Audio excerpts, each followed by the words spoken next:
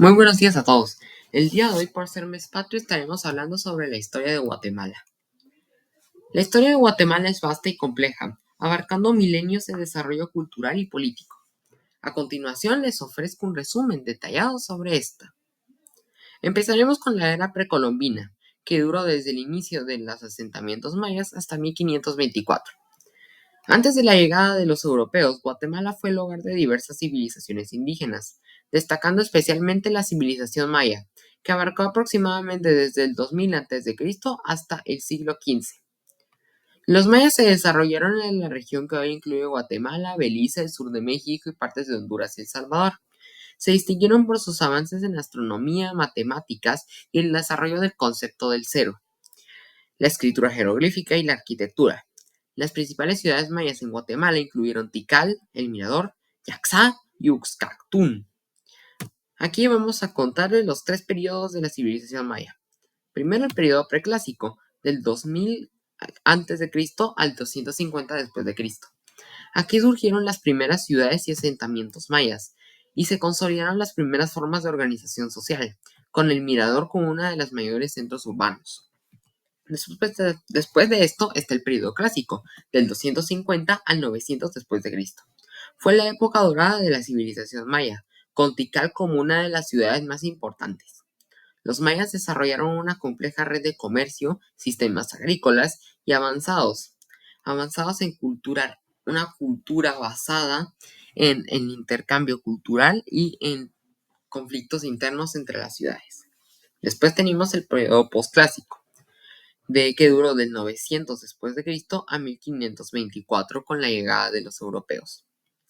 Hubo una gradual decadencia de las grandes ciudades mayas, posiblemente debido a factores como el agotamiento de recursos, guerras internas y cambios climáticos. Sin embargo, las ciudades como Tayasal y Zaculeo continuaron floreciendo a pesar de su continuo declive.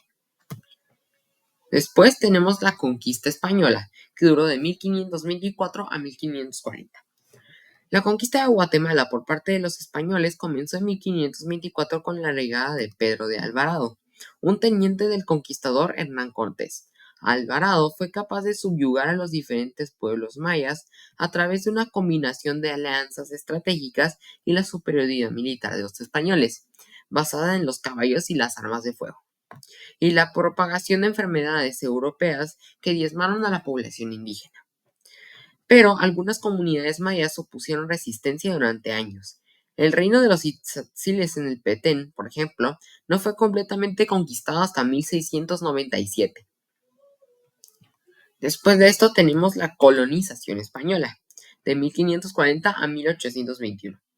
Durante el periodo colonial, Guatemala formó parte del Virreinato de Nueva España, aunque su administración directa fue gestionada por la Capitanía General de Guatemala, que cubría gran parte de Centroamérica. La economía estaba basada en la explotación de recursos naturales y el trabajo forzado de la población indígena, quienes fueron sometidos a un régimen de encomiendas y repartimientos, y se desarrollaron plantaciones de cacao, algodón y caña de azúcar, además de la minería. Y también la Iglesia Católica jugó un papel importante en la colonización.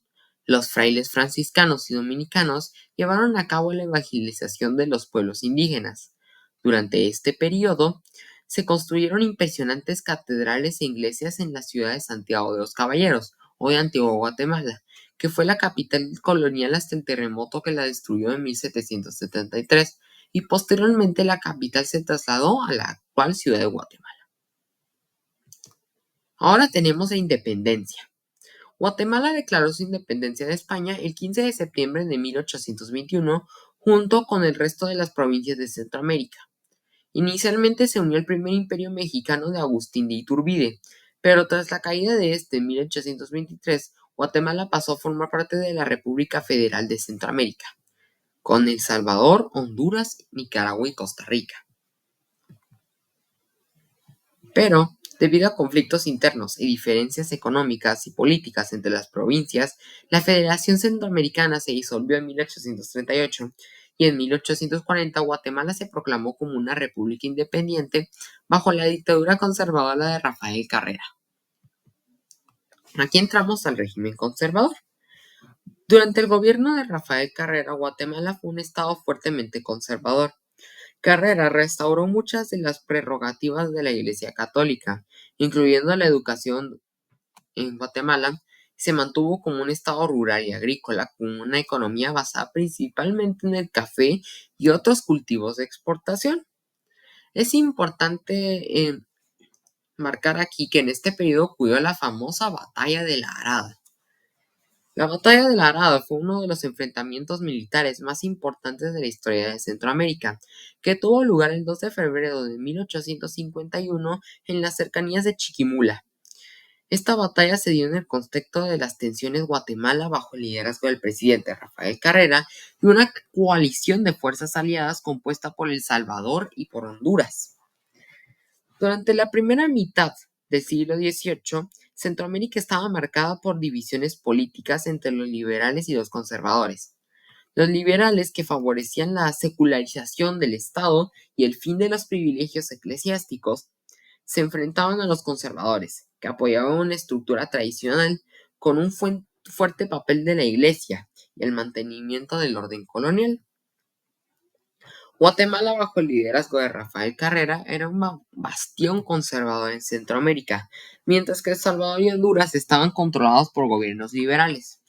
Esta batalla fue el clímax de una serie de conflictos que involucraron a estos países.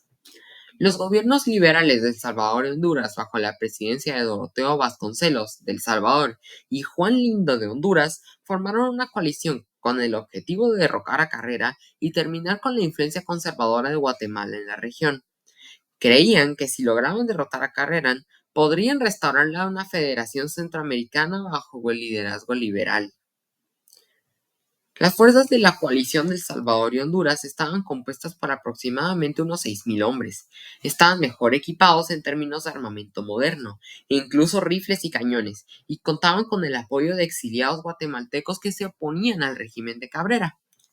Mientras tanto, las fuerzas guatemaltecas solo llegaban a los 2.000 y 4.000 hombres, en su mayoría campesinos e indígenas, que eran leales a Rafael Carrera.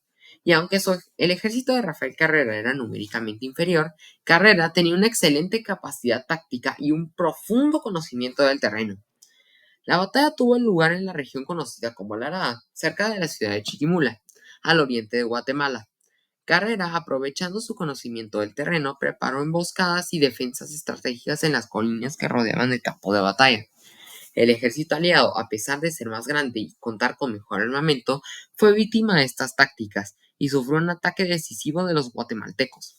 La combinación de la resistencia guatemalteca, el terreno desfavorable para los invasores y el genio militar de Carrera resultó en una completa victoria para Guatemala, y las fuerzas salvadoreñas y hondureñas fueron derrotadas y se vieron obligadas a retirarse. Las consecuencias más importantes fueron el debilitamiento de la coalición liberal, el mantenimiento del orden conservador y la victoria de Guatemala.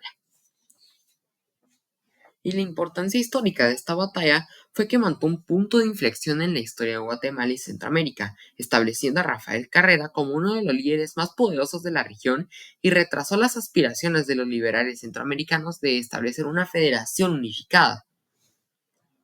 Y además, una demostración de cómo un ejército más pequeño, pero bien comandado y con una estrategia adecuada, podría derrotar a una fuerza mucho más grande y mejor equipada.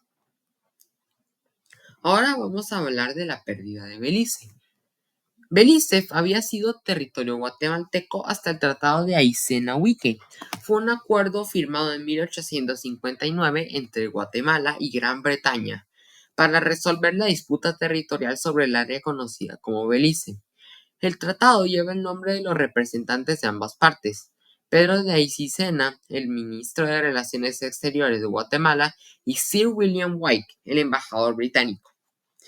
El contexto es que Belice, conocido en esa parte como Honduras Británica, había sido un territorio en disputa desde el siglo XIX. Aunque España y más tarde Guatemala, como su sucesor legal, reclamaban soberanía sobre esta región, los británicos habían establecido asentamientos en la costa como para el comercio y la explotación forestal, especialmente del palo de tinte, usado para tintes textiles. Tras la independencia de las colonias españolas en América y la creación de la República de Guatemala en 1821, Guatemala heredó los reclamos territoriales de España sobre la región de Belice. Sin embargo, el control británico sobre el área aumentó gradualmente y para mediados del siglo XIX la tensión entre ambas naciones era palpable. Gran Bretaña quería formalizar su control sobre el territorio, mientras que Guatemala buscaba preservar sus derechos territoriales. El tratado no resolvió definitivamente las tensiones territoriales entre Guatemala y Gran Bretaña, y en el siglo XX la disputa resurgió cuando Belice comenzó a buscar su independencia. Guatemala llegó a reclamar nuevamente el territorio beliceño en varias ocasiones, argumentando que el tratado de 1859 había sido violado por incumplimiento de construcción de la carretera. Y durante la segunda mitad del siglo XX, el tema de soberanía de Belice fue un foco de tensión diplomática entre Guatemala y Belice, una independencia en 1881 del Reino Unido. Y la situación actual es que el territorio entre Guatemala y Belice continúa siendo un tema diplomático importante, puesto que Guatemala aún reclama parte del territorio de Belice, aunque las tensiones han disminuido considerablemente desde los tiempos de mayor conflicto. Después de la era conservadora ocurrió la Revolución Liberal, cuando 1871 esta fue dirigida por Justo Rufino Barrios, el que derrocó al régimen conservador. Barrios impulsó una serie de reformas, incluyendo la expropiación de tierras a la iglesia, la promoción del cultivo del café como principal producto de explotación y la modernización de todas las infraestructuras del país. Aquí es cuando ocurre la famosa intentona de Barrios. Este fue un intento fallido de reunificar Centroamérica por la fuerza liderada por el presidente de Guatemala, el general Justo Rufino Barrios. En 1885, Barrios, un destacado líder liberal guatemalteco, buscaba revivir la República Federal de Centroamérica, que había colapsado en 1838. Debido a divisiones internas, este proyecto de reunificación fue uno de los eventos más significativos en la historia centroamericana del siglo XIX. Justo Rufino Barrios había gobernado Guatemala desde 1873, implementando profundas reformas liberales, modernizando el país y promoviendo la educación laica y expropiando tierras de la iglesia, como antes habíamos mencionado. Pero él creía fuertemente de que podía reunificar la República Federal de Centroamérica uniendo a El Salvador, Honduras, Nicaragua, Costa Rica bajo un solo gobierno. Barrios creía firmemente que la reunificación era la única forma de asegurar la estabilidad política y económica de la región. A medida que su poder en Guatemala creció, comenzó a planear una campaña para unificar nuevamente los países centroamericanos usando la fuerza militar. Aquí fue cuando reunió un ejército de 14.000 a 14.500 efectivos. Además, su convicción ideológica, Barrios tenía otros incentivos. Para la reunificación estaba interesado en fortalecer el comercio regional, crear una mayor estabilidad política que permitiera la expansión económica y garantizar una defensa colectiva frente a potencias extranjeras, especialmente los intereses estadounidenses y británicos en la región. Aquí fue cuando Barrios hizo una declaración de reunificación en marzo de 1885. Ahí declaró oficialmente la reunificación de Centroamérica y proclamó jefe supremo de Centroamérica. En su visión, todos los países que formaron la antigua federación debían unirse nuevamente bajo un gobierno central y aquellos que se resistieran serían forzados a aceptar la unificación. Sin embargo, su anuncio fue recibido con oposición por los países vecinos, en especial por El Salvador. Bajo el liderazgo del presidente Rafael Saldívar, se negó a aceptar la propuesta de Barrios, y lo mismo hicieron Honduras, Nicaragua y Costa Rica. Estos países veían la maniobra de Barrios como un intento de imponer el control guatemalteco en la región. Al encontrarse con la resistencia de sus vecinos, Barrios decidió recurrir a la fuerza militar para llevar a cabo su proyecto de reunificación. Movilizó al ejército de Guatemala y lanzó una campaña militar contra El Salvador, que se convirtió en el principal opositor de su plan. El conflicto culminó con la batalla de Chalchuapa, en El Salvador, el 2 de abril de 1885. Durante los enfrentamientos, Justo Rufino Barrios fue muerto en combate, lo que puso fin inmediato a la intentona de Barrios. Su muerte fue un golpe devastador para el proyecto de la reunificación, que colapsó por completo tras su fallecimiento. Como consecuencia de esto, Guatemala vivió varias dictaduras liberales, incluida la de Manuel Estrada Cabrera, de 1898 a 1920, y Jorge Ubico, en 1931 y 1944, pero ya hablaremos de él. Aquí entramos con Jorge Ubico. Jorge Ubico favoreció a líderes y empresas extranjeras, especialmente a la United Fruit Company, que llegó a controlar vastas extensiones de tierras agrícolas de Guatemala hasta la Revolución de Octubre de 1944 a 1954. Esta revolución popular derrocó a Jorge Ubico, lo que le dio inicio al periodo de reforma política. Y bajo este contexto llegó al poder Jacobo Arbenz. Jacobo Arbenz fue un líder que, gracias a su liderazgo, obtuvo muchas cosas buenas para el país. Entre ellas, redujo el poder de la United Fruit Company en Guatemala, aunque esto fue malo en sí para él, puesto que después de esto la United Fruit Company conspiró y logró echarlo del poder. Aquí entramos al conflicto armado interno, que duró de 1960 a 1996. A partir de 1960, Guatemala entró en un prolongado conflicto armado entre las guerrillas de izquierda y el gobierno. Estos fueron más comúnmente conocidos como las FARC. Este conflicto que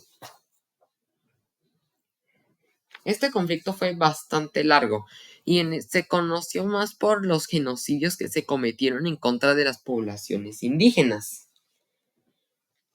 Duró 36 años y estuvo marcado por masacres, en especial durante la presidencia del general Efraín Ríos Montt, de 1982 a 1983. Aquí se perpetraban algunas de las peores atrocidades del conflicto, que han sido calificadas como genocidios por las masacres sistemáticas de las comunidades mayas. Esto fue algo bastante horrible para la historia del país. Después tenemos los acuerdos de paz, que en 1996 se firmaron los acuerdos de paz entre el gobierno y la guerrilla, poniendo fin al conflicto armado. Desde entonces, Guatemala ha experimentado una transición hacia la democracia, aunque son desafíos significativos incluyendo la pobreza, la desigualdad, la corrupción y la violencia generalizada, vinculada al narcotráfico y a las pandillas. En la actualidad, han ocurrido eventos curiosos, como lo del derrocamiento de Otto Pérez Molina. Pero a partir de esto, desde la pandemia también, no han ocurrido muchos eventos importantes en Guatemala. Gracias por su atención. Hasta la próxima.